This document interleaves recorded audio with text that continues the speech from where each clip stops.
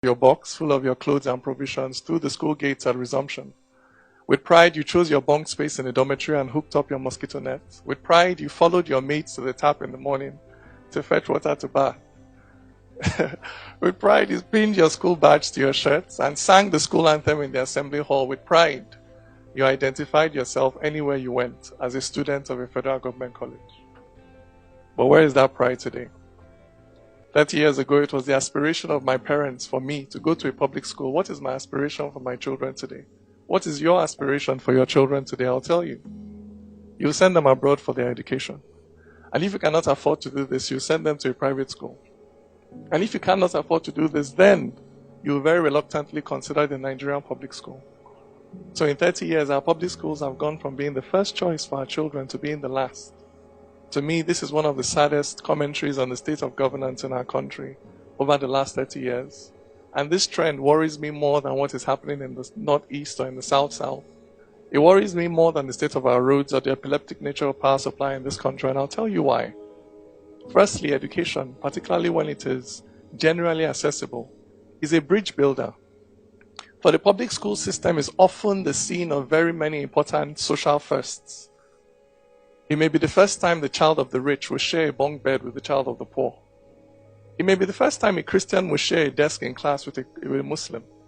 It may be the first time a boy born and bred in Aba will be best friends with a boy born and bred in Zamfara, so that they will jump fence together, cut grass together, wash toilet together. And so 40 odd years later, when this boy from Zamfara, now a man, hears one of his colleagues in the office maybe say, you know how all these Igbo people are, they're all the same. He's able to interject and say, no, I went to Federal Government College in Enugu, and my best friend there was Chinedu. So no, that is not how all Igbo people are. I tell you, the future of a multicultural nation like ours depends on interjections like this in everyday conversations up and down this country. Secondly, education, particularly when it is secular and broad-based, helps to create shared social perspectives. But in this country where it is not possible to choose or change your own tribe, education creates a brand new tribe, one that can be freely chosen by anyone regardless of their background. And what tribe is this? The tribe of those who value knowledge, who respect empirical data, who defer to superior arguments, who are lifelong admirers of reason. For now you know that HIV/AIDS cannot be cured by having a bath, and that it is the competence, not the ethnicity of a pilot that flies the plane.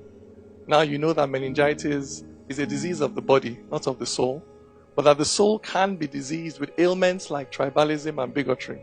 It is education that gives you this capability to recognize and respect what is a fact in all cases, regardless of the faith or the tribe or the social background of the person that points out that fact to you.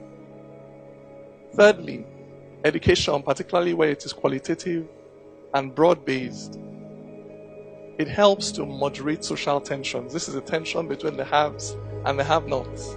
But by giving poor people access to the same quality of education as the rich, you not only give them the capacity to change their socioeconomic circumstance, you give them the capacity to moderate how they express grievance over that socioeconomic circumstance.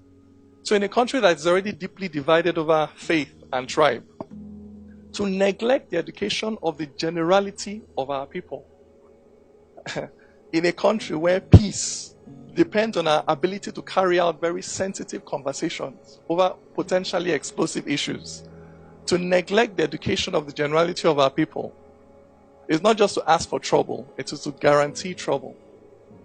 For in the end, a society cannot rise above the level of the mentality of its majority.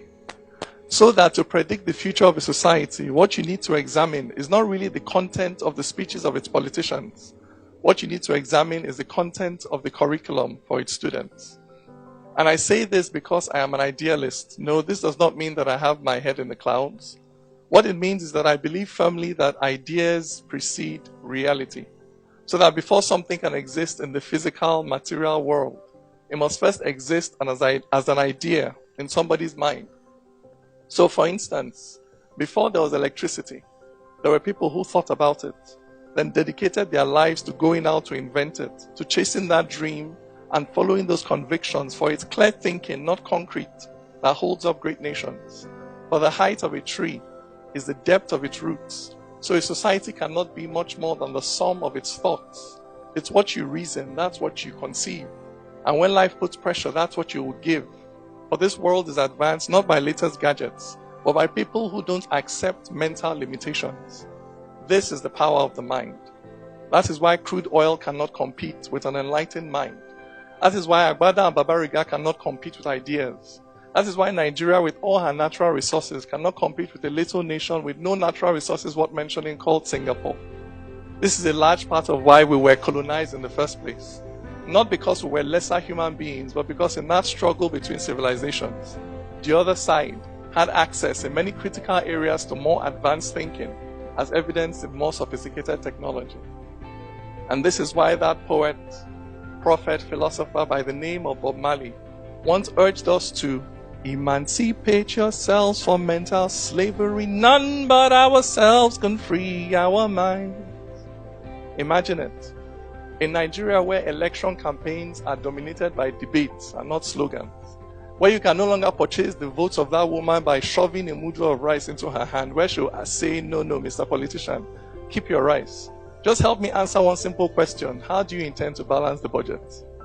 Imagine in Nigeria where research into the illnesses that afflict us, like sickle cell or prostate cancer or breast cancer, where research and development into cures to these illnesses happen here, where other people do not come, harvest our medicinal plants, take them elsewhere, convert them to wonder drugs, then sell them back to us.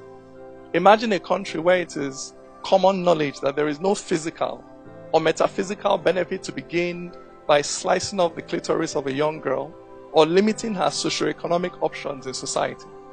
Imagine a Nigeria where we no longer allow limitations to be placed on the path of anyone on grounds of custom and tradition or faith or religion, where everybody is free to become who and all that they can be in this life.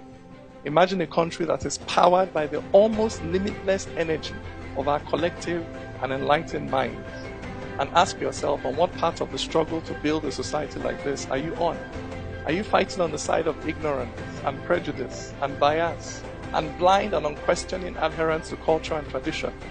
Or are you fighting on the side of reason, of the spread of knowledge, of enlightenment for all, with the unprecedented power that the internet has given you to spread your ideas, you as an individual, you as a company, you as an NGO, you as the government? What part of this struggle are you fighting on? Thank you very much.